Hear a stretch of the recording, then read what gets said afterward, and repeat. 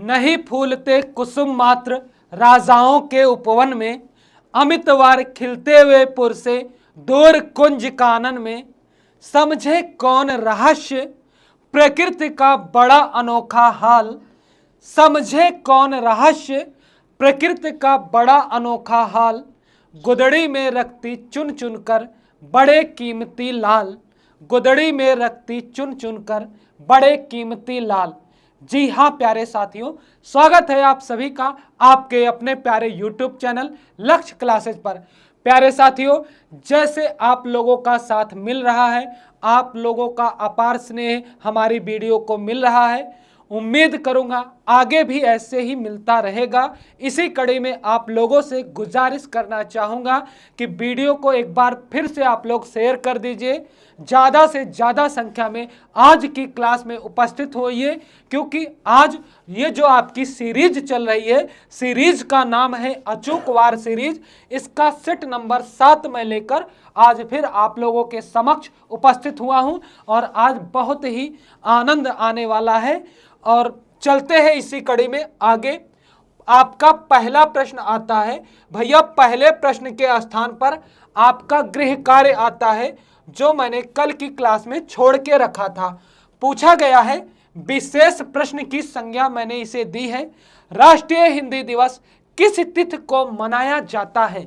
4 options हैं आपके सामने, चारों में से ढूंढकर आपको बताना है।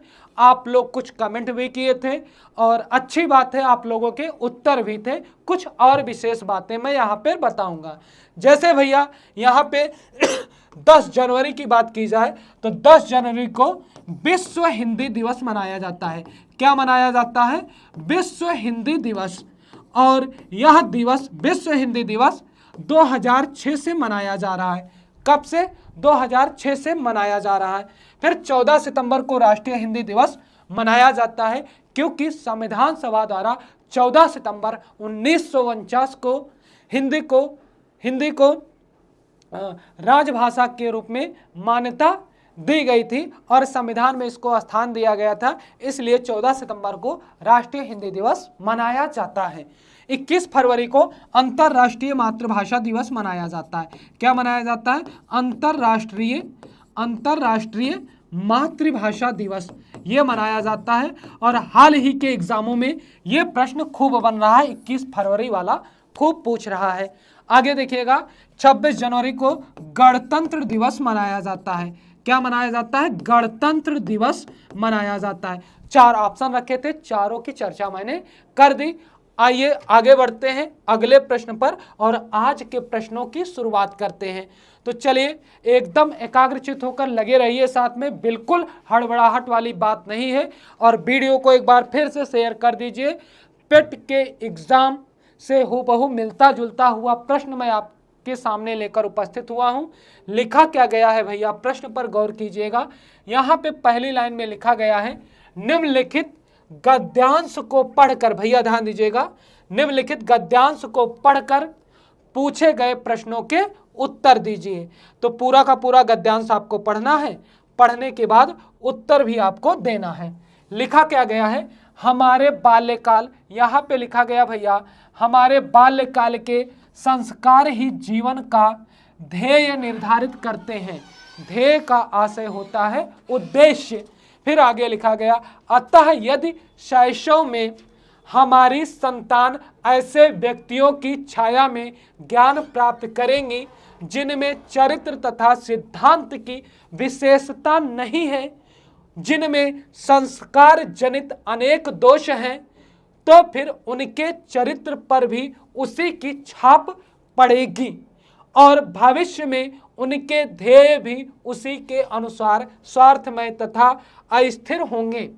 फिर आगे लिखा गया है, शिक्षा एक ऐसा कर्तव्य नहीं है जो किसी पुस्तक को प्रथम पृष्ठ से अंतिम पृष्ठ तक पढ़ाने से ही पूर्ण हो जाता हो, वरन वह ऐसा कर्तव्य है जिसकी परिधि सारे जीवन को घेरे हुए है और पुस्तकें ऐसे सांचे हैं जिनमें ढालकर उसे सुडौल बनाया जा सकता है।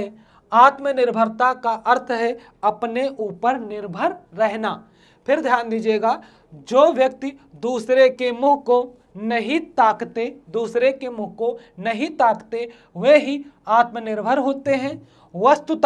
वस्तुतः आत्मविश्वास के बल पर कार्य करते रहना आत्मनिर्भरता है। स्वयं पर विश्वास करके कार्य करते रहना ही क्या है? आत्मनिर्भरता है।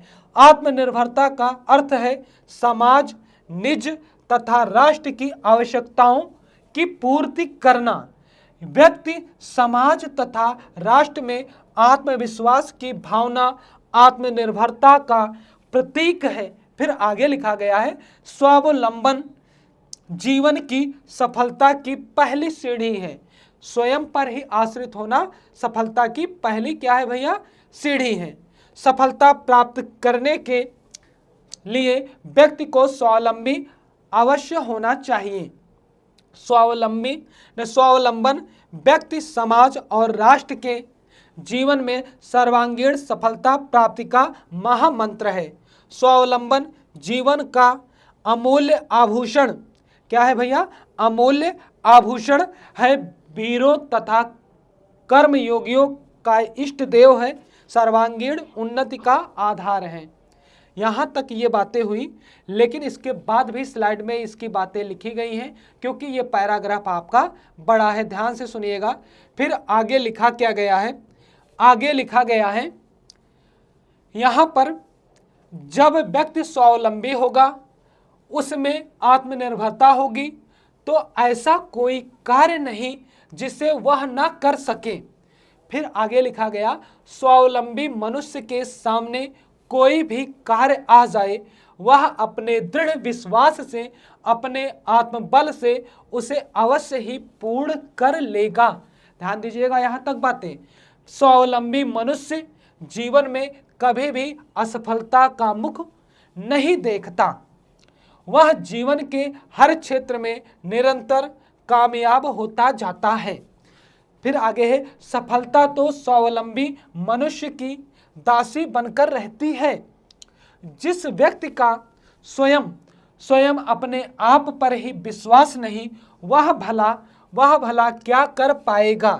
परंतु इसके विपरीत जिस व्यक्ति में आत्मनिर्भरता होगी, वह कभी किसी के सामने नहीं झुकेगा।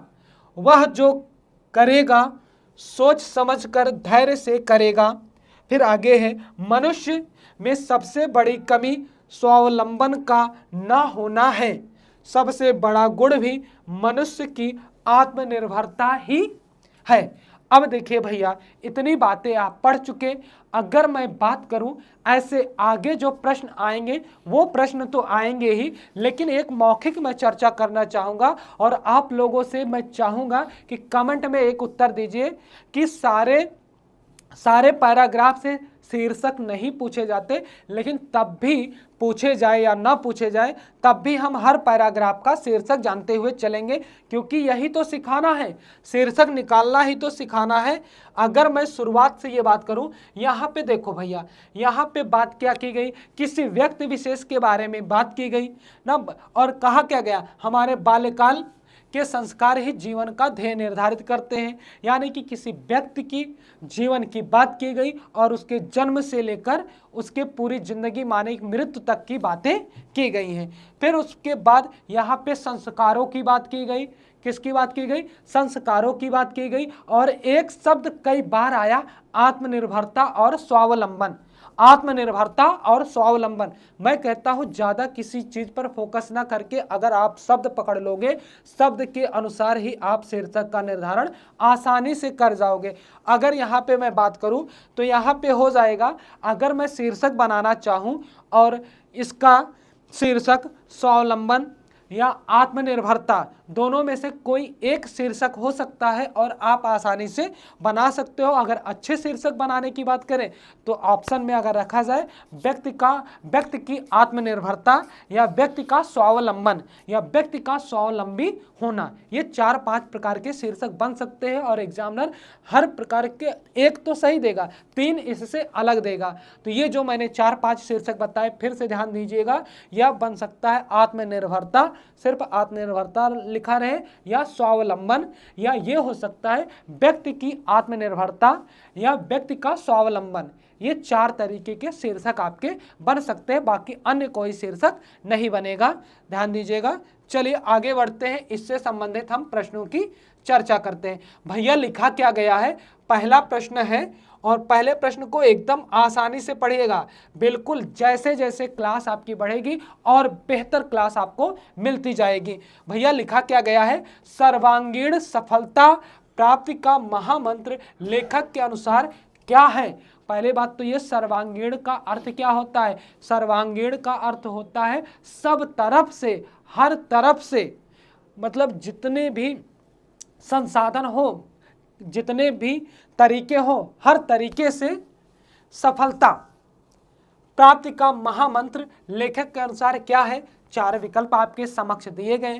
क्या आत्मविश्वास और सहनशीलता है, क्या अच्छे संस्कार और कर्तव्य निष्ठता है, फिर आगे है आत्मनिर्भरता और आत्मबल, और चौथा विकल्प क्या है, धैर्य और स्नेहयुक्त व्यवहार। भैया आप लोग कमेंट में उत्तर दीजिए, चारों बातें लिखी गई और यहाँ पे उत्तर क्या होगा, क्या आत्मविश्वास और सहनशीलता की बात की गई। आपने पंक्ति में देखा आत्मविश्वास शब्द की आवृत्ति कई बार हुई है, लेकिन आत्मविश्वास के साथ सहनशीलता कहीं पे नहीं जोड़ा गया, इसलिए ये विकल्प तो बिल्कुल नहीं होगा। ये विकल्प भैया बिल्कुल नहीं होगा, इसको रॉन्ग मानिए, गलत। अच्छे संस्कार और कर्तव्य निष्ठता, लेकिन सर्वांगीण सफलता की बात की गई है। अच्छे संस्कार और कर्तव्य निष्ठता से ही सर्वांगीण सफलता प्राप्ति का महामंत्र नहीं हो सकता, ये भी नहीं होगा।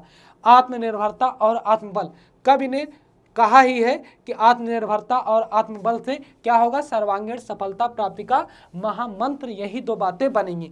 धैर्य और स्नेहयुक्त व्यवहार, ऐसी कोई बात अगर आपकी पंक्ति में नहीं कही गई और नहीं कही गई हैं तो इसलिए ये भी नहीं होगा, आपका से विकल्प पूर्णतः सही होगा।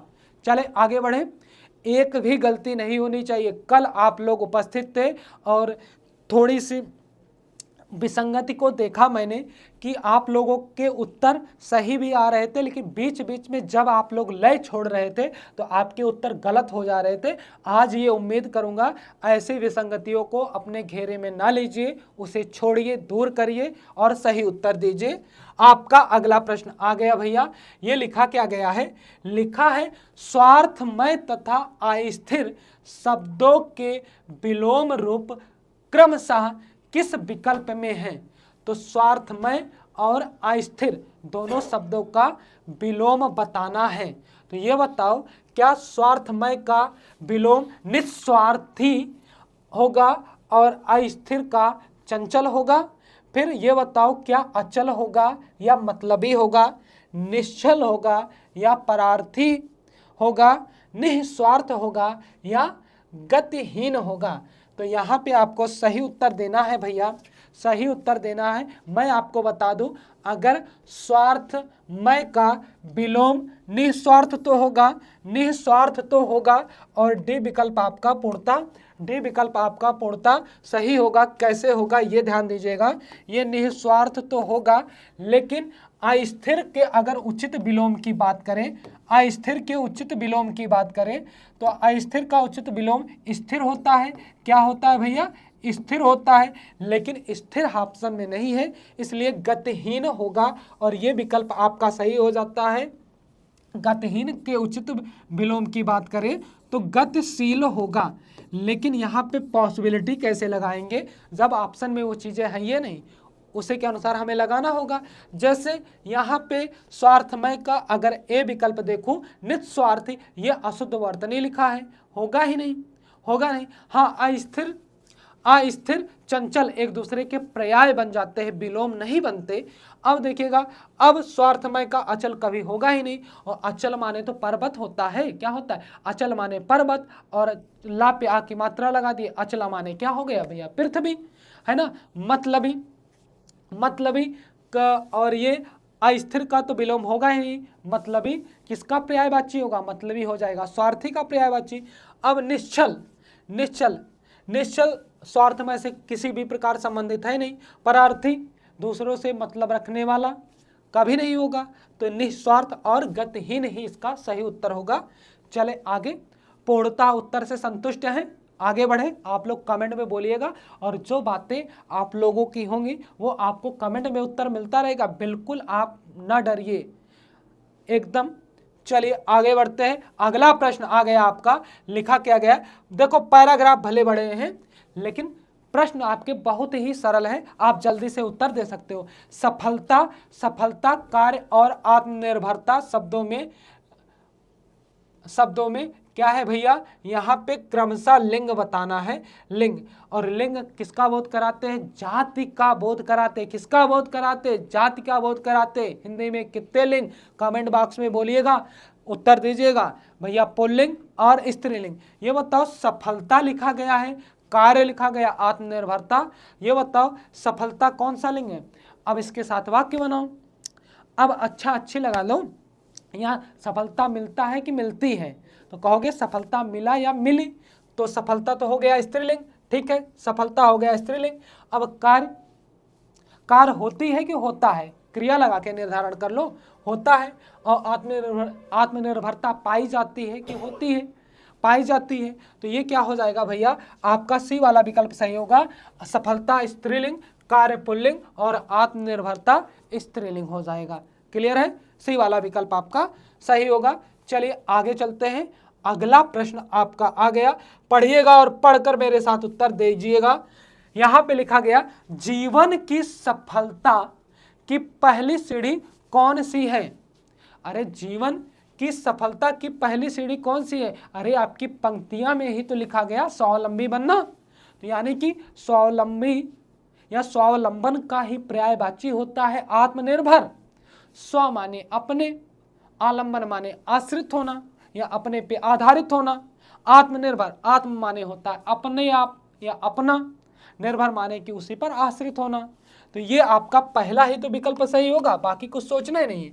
बच्चे में बाल्यकाल में अच्छे संस्कार विकसित करना, ये कहाँ की बात है। अरे बचपन में अच्छे संस्कार दे दिए, आगे पता नहीं कैसे हो गया। फिर आगे दृढ़ विश्वास जागृत करना, इससे अरे किसी अच्छी भी बातों पे दृढ़ विश्वास जागृत होता है, बुरी बातों पर भी होता है, कोई भी बातें हो सकती हैं। सहनशीलता उत्पन्न करना, ये कहाँ की बात हो गई कि सहनशीलता उत्पन्न करने से जीवन की सफलता की पहली सीढ़ी बन जाती है। जो सहनशील होगा, कोई एक थप्पड़ मार के आपके गाल में जा रहा है, दूसरा गाल भी उसी की तरफ कर दो और कहो मुझे चोट ही नहीं लगती, तो ये सफलता की सीढ़ी थोड़ी होगी। ऐसे ही आप दिमाग लगाओ तो आपका क्या होगा, आत्मनिर्भर बनना। जैसे आप पेपर देने जा रहे हो, एग्ज़ाम आपको देना है, यूपी ट्रिपल एस पेट का एग्ज़ाम देना है, आप नहीं पढ़ो, दूसरे के भरोसे ये करा देंगे वो करा देंगे, इनकी बताई हुई बातों के अनुसार मैं करूँगा। जब तक दूसरों पे विश्वास रखोगे तब तक आप असफल रहोगे। अपने आप पर विश्वास रखोगे तो सफलता की सीढ़ी आप चढ़ते जाओगे, यही सत्य है। चलिए आगे है, अगला प्रश्न आ गया, ध्यान से पढ़िएगा और उत्तर भी दीजिएगा भैया। लिखा क्या गया है, लिखा गया है साइंसों के शिक्षकों का बच्चे पर क्या असर पड़ता है, पांचवा उत्तर दीजिएगा। अब यहाँ पे बच्चे निर्दोष और अबोध होते हैं और शिक्षकों के गुण दोषों का खास असर नहीं होता, नहीं, ये तो बिल्कुल गलत है। जब अबोध अनजान होगा तो उसको जो सिखाया जाएगा वही सीखेगा भैया। फिर आगे शिक्षकों के चरित्र के गुण दोष सहज ही बच्चे में आ जाते हैं। हाँ, ये बात सत्य है। छोटा सा कोई बच्चा हो, उसे आप जिस परिवेश में रखेंगे और जिस भी गुरुजन के पास उसे शिक्षा ग्रहण करने के लिए भेजेंगे, वो उनकी ही आदतों को कॉपी करेगा, उन्हीं के जैसा बनता जाएगा। जैसे कभी कभी होता क्या है, जैसे हम लोग किसी भी अध्यापक से पढ़े होते हैं, अगर उन अध्यापक से हमारा अनुराग होता है, हमारा लगाव होता है, तो हम हर हद तक उन्हीं अध्यापक की बातों को सत्य साबित करने में लग जाते हैं। तो वही बात होगी और बी वाला ऑप्शन आपका यहाँ पे भैया सही होगा। ज़्यादा कुछ नहीं सोचना, बच्चों को पढ़ाई से मतलब होना चाहिए, शिक्षक की व्यक्तिगत जिंदगी से उन्हें क्या लेना देना। अरे ये बातें तो हैं, ये स्वाभाविक बातें हैं, लेकिन पंक्ति में ऐसी बातें नहीं कही गई। शिक्षक को बच्चे का पाठ्यक्रम पूरा करना है और बच्चे से कुछ लेना देना नहीं, ये भी कोई बात नहीं, क्योंकि वो बौद्धिक विकास, रहन सहन, उठने बैठने का तरीका भी अध्यापक से ही बच्चा सीखता है। छोटे बच्चों की बात की गई है भैया। 5 क्वेश्चन आपके हो गए। अब आगे आपका अगला गद्यांश आ गया, और गद्यांश को देखिएगा भैया, गद्यांश को पढ़िएगा और यहाँ पे उत्तर भी देने का प्रयास कीजिएगा। लिखा क्या गया भैया, मृत्युंजय और संघमित्र की मित्रता पाटलिपुत्र के जन जन की जानी बात थी। अब भैया मृत्युंजय में थोड़ी मौखिक बात मैं करना चाहूंगा। मृत्युंजय शब्द में आप लोग कमेंट में समास बता दीजिए। क्या बता दीजिए? समास बता दीजिए। ऑप्शन दूंगा कर्मधारय, देगु, द्वंद्व या बहुब्रीहि। उत्तर आप लोगों के आने चाहिए। और मृत्युंजय शब्द टूटेगा क्या इसे? मृत्युम धन जय, मृत्युम धन जय, और माँ वर्ण संबंधी नियम इसमें संध भी है। जैसे इसी से संबंधित एक शब्द आता है धनंजय, धनम धन जय करके टूटेगा, माँ वर्ण संबंधी नियम होगा। माँ का परिवर्तन उसी वर्ग के पंचमा अक्षर अथवा अनुस्वार में हो जाना होता है। अब यहाँ पे लिखा गया आगे, मृत्युंजय जन जन द्वारा धनवंतरी, धनवंतरी की उपाधि से विभूषित वैद्य थे, और संघमित्र समस्त उपाधियों से विमुक्त भिक्षु। मृत्युंजय चरक और सुश्रुत को समर्पित थे, तो संघमित्र बुद्ध के संघ और धर्म को प्रथम का जीवन की संपन्नता और दीर्घायुष में विश्वास था, तो द्वितीय का जीवन के निराकरण और निर्वाण में, निर्वाण माने मोक्ष होता है। क्या होता है? निर्वाण माने मोक्ष होता है। निराकरण माने क्या होता है? समस्या का समाधान या उपाय। दोनों ही दो विपरीत तटों के समान थे, फिर भी उनके मध्य बहने वाली स्नेह सरिता उन्हें अभिन्न बनाए रखती थी। भैया सरिता नदी की पर्यायवाची होगा, ध्यान दीजिएगा। यह आश्चर्य है, आश्चर्य का अन्य पर्यायवाची विस्मय भी होगा। जीवन के उपासक वैदराज को उस निर्वाण के लोभी के बिना चैन ही नहीं था, पर यह परम आश्चर्य था कि समस्त रोगों को मलों की तरह त्यागने में विश्वास रखने वाला भिक्षु भी वैदराज के मोह में फंस अपने निर्वाण को कठिन से कठिनतर बना रहा था। फिर आगे लिखा गया है, आगे लिखा गया है भैया, दूसरी स्लाइड पर हम आ गए। वैदराज अपनी वार्ता, वार्ता माने बात में संघमित्र से कहते, निर्वाण यानी कि मोक्ष का अर्थ है आत्मा का मृत्यु पर विजय। संघमित्र हंसकर कहते, देह द्वारा मृत्यु पर विजय मोक्ष नहीं है, मोक्ष नहीं है। देह तो अपने आप में व्याधि है। व्याधि माने भैया होता है रोग। क्या होता है? व्याधि माने होता है रोग। तुम देह की व्याधियों को दूर करके कष्टों से छुटकारा नहीं दिलाते, बल्कि कष्टों के लिए अधिक सुयोग जुटाते हो। देह व्याधि से मुक्ति तो भगवान की शरण में है। कहाँ पे? भगवान की शरण में है। वैद्यराज ने कहा, मैं तो देह को भगवान के समीप जीते ही बने रहने का माध्यम मानता हूँ, पर दृष्टियों का यह विरोध उनकी मित्रता के मार्ग में कभी बाधक नहीं हुआ। दोनों अपने कोमल हास और मोहक स्वर से अपने अपने विचारों को प्रस्तुत करते रहते। यहाँ पे भैया बात की गई है, देखिएगा, अगर इसके शीर्षक की मैं बात करूं तो यहाँ पे मृत्युंजय और संघमित्र नाम के दो व्यक्तियों की चर्चा की गई है। अगर पूरी बात मैं देखूं, यहाँ पे क्या कहा गया भैया, आप लोग भी दिमाग लगाइएगा और शीर्षक आप लोग कमेंट में छापिए, मैं बताता हूँ, क्या अपने आप से बनाकर बताइए आप। इससे आपका बौद्धिक विकास ही होगा, क्योंकि एक ही प्रश्नवागल होता है शीर्षक ढूंढने में। यहाँ पे मृत्युंजय संघमित्र मित्रता हो गई, पाटलिपुत्र नामक स्थान है, जन जन में ये व्याप्त हैं, प्रचलित हैं, ठीक है। लेकिन यहाँ पे इनके विचारों को बताया गया है कि कौन किस विचार का था। एक को क्या बताया गया? एक को वैद्य बताया गया, एक को भिक्षु बताया गया। और कैसा भिक्षु? बौद्ध धर्म को मानने वाला। तो अब यहाँ पे अगर हम बात करें तो आगे अपने आप से बनाए हम शीर्षक, तो किसी व्यक्ति के नाम पर नहीं हो सकता, लेकिन बनाएं तो क्या बना सकते हैं आप लोग कमेंट में उत्तर दीजिए। तब तक मैं भी यहाँ लास्ट में चलता हूँ और देखता हूँ भैया निर्वाण की भी बात किए, मृत्यु पर विजय। तो यहाँ पे अगर मैं शीर्षक बनाऊं असमान, मैं शीर्षक यहाँ पे बनाऊं मित्रता, असमानता के बावजूद मित्रता, ऐसे ही कोई 2-3 शीर्षक बन सकते हैं। असमानता के बावजूद मित्रता, असमानता होते हुए भी मित्रता का होना, कोई भी एक शीर्षक बना सकते हो। और आप लोगों की कमेंट में देखूंगा बाद में कि आप लोग क्या शीर्षक बनाए थे, और उन्हीं शीर्षकों में से एक विशेष शीर्षक मैं चुनूंगा और कमेंट में लिखूंगा, हाँ इस व्यक्ति के द्वारा दिया गया शीर्षक सर्वश्रेष्ठ है, सर्वमान्य है। अपने शीर्षक ऐसा नहीं है, मेरे द्वारा बताया गया शीर्षक भी होगा, लेकिन सब में से सबसे उचित शीर्षक मैं ढूंढूंगा, क्योंकि एक पैराग्राफ के एक से अधिक शीर्षक बनते हैं। आगे चलिए इसके प्रश्नों पर चलते हैं।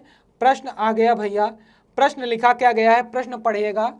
देह व्याधि के निराकरण के बारे में संघमित्र का क्या विचार था? अब बताओ संघमित्र ने क्या विचार दिया है। क्या संघमित्र देह व्याधि से मुक्ति भगवान की शरण से मानते थे?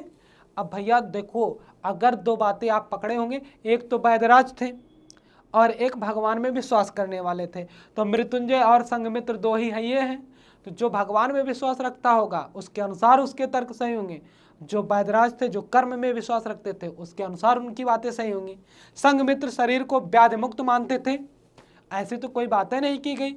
संघमित्र जीवन की संपन्नता और दीर्घायुष में विश्वास रखते थे। फिर आगे है, संघमित्र के अनुसार देह व्याधियों से मुक्ति संभव नहीं थी। तो सबसे प्रबल तर्क क्या है भैया, सबसे प्रबल तर्क क्या है, ए वाला है, संघमित्र देह व्याधि से मुक्ति भगवान की शरण से मानते थे। ये वाला ए विकल्प आपका पूर्णतः सत्य है। चलिए आगे चलते हैं। अगला प्रश्न, आत्मा का, यहाँ पे लिखा क्या गया है, आत्मा का मृत्यु पर विजय ही मोक्ष है, ऐसा किसका मानना है? किसने कही ये बातें? क्या मृत्युंजय ने कही, संघमित्र ने कही, चरक और सुश्रुत ने कहा, या बौद्ध धर्म का? किसका तर्क है आपको बताना है। तो यहाँ पे साफ ही तो बातें कही गई, मृत्युंजय जी ने ही तो कहा है कि आत्मा का मृत्यु पर विजय ही मोक्ष है। आत्मा अगर मृत्यु पर विजय पा लेती है तो इसे ही क्या कहा गया, मोक्ष। और किसने कहा, मृत्युंजय ने कहा। चलिए, और वैसे भी चरक और सुश्रुत की उपाधियां दी गई हैं, उन्होंने यहाँ पे कोई काम नहीं किया, और बौद्ध धर्म पे कोई विशेष तर्क दिया ही नहीं गया। बस एक छोटी सी बात बताई गई कि वो भिक्षु थे। कौन था, इनके मित्र।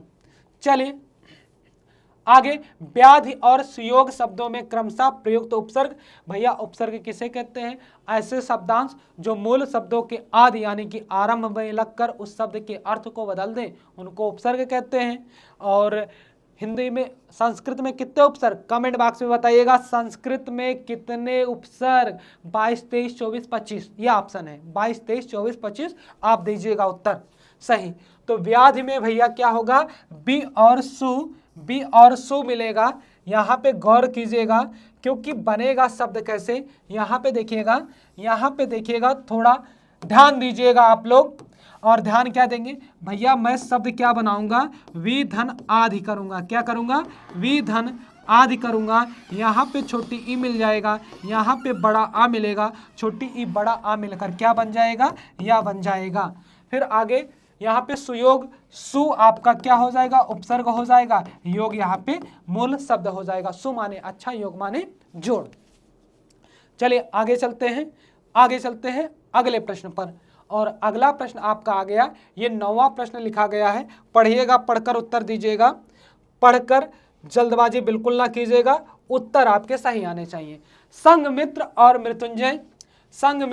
मृत्युंजय के विषय में कौन सा विकल्प सही है, यानी कि दोनों मित्रों के बारे में कौन सी बातें कही गई हैं जो सर्वथा सत्य हैं। क्या मृत्युंजय सादा जीवन जीते हुए निर्वाण प्राप्ति के समर्थक थे? संघमित्र जीवन की संपन्नता और दीर्घायुष में विश्वास रखते थे। क्या यह तर्क सही है कि संघमित्र और मृत्युंजय दोनों मित्र थे और उनके जीवन सिद्धांत एक जैसे ही थे? क्या ऐसी बातें थी? फिर संघमित्र जीवन को निरोग बनाकर आनंद पूर्वक जीने व दीर्घायु रहकर उपभोग का आनंद उठाने के समर्थक थे। मृत्युंजय चरक और सुश्रुत को समर्पित थे। अब आगे है, मित्र होते हुए भी उन दोनों के जीवन सिद्धांत क्या थे? विपरीत थे। यही तो होगा सही, क्योंकि मित्र होने के बावजूद दोनों क्या थे? कवि ने तुरंत ही बोला है कि नदी के दो किनारे थे। क्या थे? नदी के दो किनारे थे। मित्र होते हुए भी उन दोनों के जीवन सिद्धांत विपरीत थे। चलिए आगे बढ़ते हैं। अगला प्रश्न आ गया भैया आपका 10वें नंबर का प्रश्न है, जीवन की संपन्नता और दीर्घायुष्य में किसका विश्वास था? बताओ किसका विश्वास था? पाटलिपुत्र के राजा का? ऐसे तो कोई बातें नहीं की गई, फट से ये ऑप्शन में कैंसिल करो, हो गया। पाटलिपुत्र की प्रजा का? क्या ऐसी बातें की गई? संघमित्र का या मृत्युंजय का? अब भैया दो तो नहीं होंगे, दोनों में से आपको ढूंढना है, सी और डी में ढूंढना है कौन था। तो मृत्युंजय का था, ये विचार किसका था? मृत्युंजय का था, क्योंकि जीवन की संपन्नता और दीर्घायुष में किसका विश्वास था? ये मृत्युंजय का था। चलिए आगे बढ़ते हैं आगे। और अब आ गया आपका व्याकरण का होगा तांडव। व्याकरण के प्रश्न आ गए और व्याकरण में पहला ही सवाल क्या है? पहला ही प्रश्न क्या है?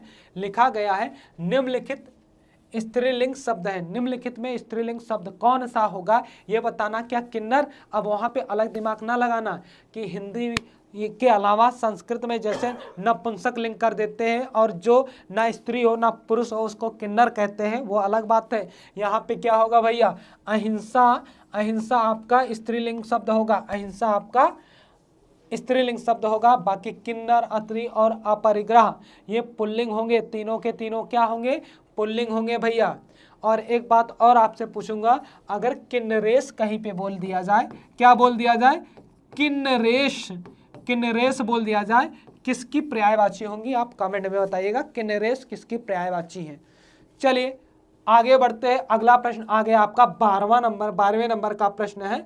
पूछा है, किस विकल्प में शब्द युग्म का अर्थभेद सही नहीं है? अरे इसका आशय है 3 विकल्प तो सही होंगे, एक विकल्प होगा कोई गलत होगा, वही आपको ढूंढना है। शब्द युग्म दिया है, अर्थभेद दिया है। भैया पहला लिखा है अभिराम और अविराम, क्या इसका अर्थ स्थिर और लगातार होगा? फिर दूसरा दिया है आदि और आदि, क्या इसका अर्थ आरंभ और अभ्यस्त होगा? फिर दिया है अचल और अंचल, क्या इसका अर्थ स्थिर और क्षेत्र होगा? फिर दिया है अयस और अयस, क्या इसका अर्थ बदनामी और लोहा होगा? तो मैं आपको बता दूं, ये भैया अयस का अर्थ बदनामी और अयस का अर्थ लोहा, ये सही है। और अचल का अर्थ स्थिर जो चले ना, और अंचल का अर्थ क्या होगा? क्षेत्र होगा, ये भी सही है। आदि का अर्थ आरंभ होता है, शुरुआत, और आदि का अर्थ क्या होता है? अभ्यस्त। और ये वाला क्योंकि आपको गलत ढूंढना है, अविराम का अर्थ कभी भी स्थिर नहीं होगा और अविराम का अर्थ लगातार होगा। तो अविराम का अर्थ जानेंगे। अविराम का अर्थ होता है मोहक, मोहक, सुंदर। और अचल, अचल किसे कहेंगे? अचल कहेंगे, अचल अनेकार्थी शब्द है, अचल पर्वत को कहेंगे। अगर यहीं पे मैं एक शब्द बना दूं अचला, अचला किसकी पर्यायवाची होगी? अचला पृथ्वी की पर्यायवाची हो जाएगी। अचला पृथ्वी की पर्यायवाची हो जाएगी। चलिए आगे बढ़ते हैं अगले प्रश्न पर। और आपका अगला प्रश्न आता है, ये देखिएगा 13वें नंबर का प्रश्न है, पढ़िएगा और उत्तर दीजिएगा। आंसू पीकर रह जाना मुहावरे का सही अर्थ। आंसू पीकर रह जाना मुहावरे का सही अर्थ क्या होगा? आंसू बहने न देना, अन्न के अभाव में आंसू से भूख मिटाना, या गुस्सा होना, चुपचाप दुख सह लेना। एक बात जानिएगा, उपसर्ग नहीं, मुहावरे और लोकोक्त में एक खास बात का ध्यान रखिएगा, जिन शब्दों का प्रयोग आपकी पंक्तियों में किया गया है, अगर अर्थ वाले कॉलम में वो शब्द आते हैं तो उसका उत्तर वो बिल्कुल नहीं होगा।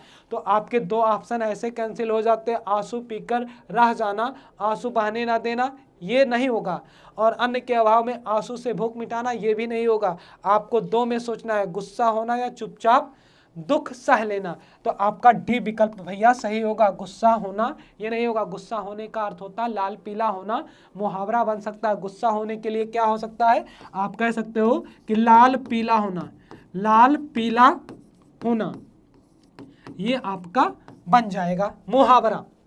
चलिए आगे चलते हैं अगले प्रश्न पर।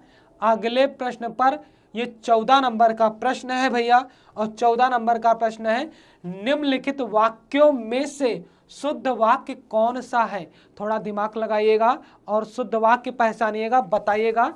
आप लोग लगातार वीडियो में बने रहें, इसके लिए दिल से आभार और धन्यवाद। लेकिन और भी वीडियो को शेयर कर दीजिएगा, वीडियो पूरी हो जाएगी, उसके बाद भी अन्य विद्यार्थी इसका लाभ ले सकें।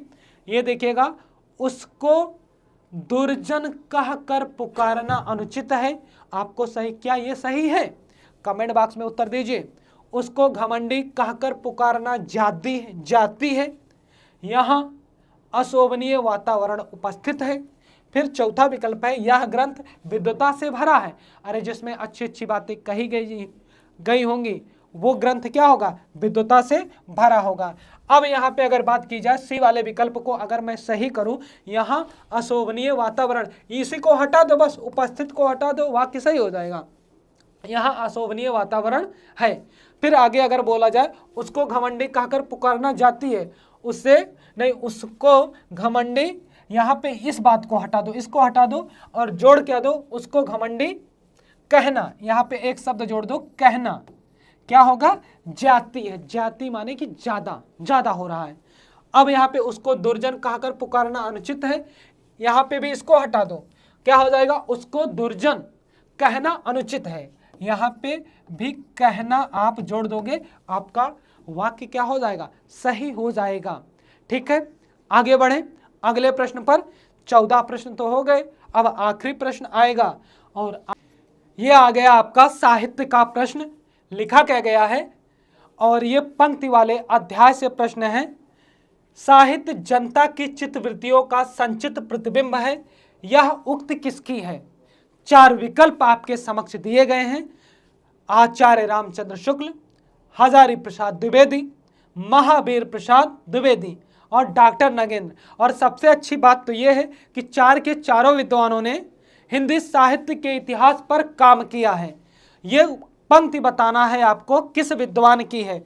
यहाँ पे कहा गया कि अगर हिंदी साहित्य आप पढ़ते हो, हिंदी साहित्य आप पढ़ते हो तो उस समय की जनता की मनः दशा को आप पढ़ लेते हो। ये हमारे आचार्य रामचंद्र शुक्ल जी ने कहा है। इन्हीं की पंक्ति है, किसकी है, आचार्य रामचंद्र शुक्ल जी की है। कुछ और विशेष बातों की मैं चर्चा करना चाहूंगा। यहाँ पे आचार्य रामचंद्र शुक्ल, इनका भैया जन्म यही बस्ती के अगोना ग्राम में हुआ है, और इन्होंने हिंदी साहित्य के इतिहास से संबंधित पुस्तक हिंदी साहित्य का इतिहास लिखा। और कब लिखा, सन 1929 ईस्वी में लिखा। इनके द्वारा किया गया काल विभाजन ही सर्वमान्य है। इन्होंने कवियों के जन्म को आधार न मानकर उनके कर्म को आधार माना, और हिंदी साहित्य के इतिहास का जो समय है 900 वर्षों के इतिहास को इन्होंने 4 कालखंडों में विभक्त करने का कार्य किया। पहला काल जो आता है वो आता है वीरगाथा काल। उसका समय निर्धारण इन्होंने किया कि संवत 1050 से 1375 विक्रमी। उसके बाद इन्होंने बताया भक्ति काल, भक्ति काल का समय बताया संवत 1375 से 1700 विक्रमी। उसके बाद आगे बढ़े रीतिकाल का समय इन्होंने बताया संवत 1700 से 1900 विक्रमी। उसके बाद इन्होंने गद्य काल नाम दिया, जिसका प्रसिद्ध नाम आधुनिक काल है, जो कि आज डॉक्टर रामकुमार वर्मा जी ने कहा है संवत 1900 से 1984 विक्रमी तक इन्होंने ये समय बताया। और बहुत व्यवस्थित ढंग से इन्होंने हिंदी साहित्य के इतिहास का काल विभाजन किया है। हजारी प्रसाद द्विवेदी और महावीर प्रसाद द्विवेदी, डॉक्टर नगेंद्र, इन्होंने भी साहित्य पे काम किया। लेकिन एक पंक्ति की मैं चर्चा करूंगा महावीर प्रसाद द्विवेदी की। इन्होंने कहा साहित्य समाज का दर्पण है। क्या बात कही इन्होंने? साहित्य समाज का दर्पण है। ये बातें थी आज की। और उसके बाद आप लोगों का सरप्राइज आ रहा है, जो आपको गृह कार्य के रूप में मिलता है। किस रूप में मिलता है? गृह कार्य के रूप में मिलता है। और इस गृह कार्य में मैंने आप लोगों के समक्ष रखा है विशेष प्रश्न, और ये प्रश्न आपका हिंदी भाषा से संबंधित पुरस्कारों की एक श्रृंखला से है, दिया गया है। वर्ष 2016 का साहित्य अकादमी पुरस्कार किस रचनाकार को दिया गया था? 4 ऑप्शन है, मृदुला गर्ग, रमेश चंद्र शाह, रामदरस मिश्र, नासिरा शर्मा। ये चारों महत्वपूर्ण लेखक एवं कवि हैं। इनसे प्रश्न आपके बनते रहते हैं, और इसलिए चारों के बारे में अगर हो सके तो कमेंट में 4 के चारों के बारे में बताइएगा और सारी बातें बताइएगा। जो बातें छूटेंगी उसकी चर्चा मैं अगली क्लास में करूंगा। और जाते जाते एक बात और कहना चाहूँगा, वीडियो को ज़्यादा से ज़्यादा शेयर करिए और अपार स्नेह बरसाते रहिए। मेरी वीडियो के साथ जितने भी लक्ष्य क्लासेज यूट्यूब चैनल पर वीडियो चल रही है, सब पर अपना अपार स्नेह आप लोग बरसाइए। और जैसे हमारा चैनल ग्रो करेगा, आपको अच्छी व्यवस्थाएं मिलती रहेंगी, अच्छे अच्छे टीचर आपको अच्छी अच्छी स्ट्रेटेजी के साथ पढ़ाते हुए मिलेंगे। धन्यवाद।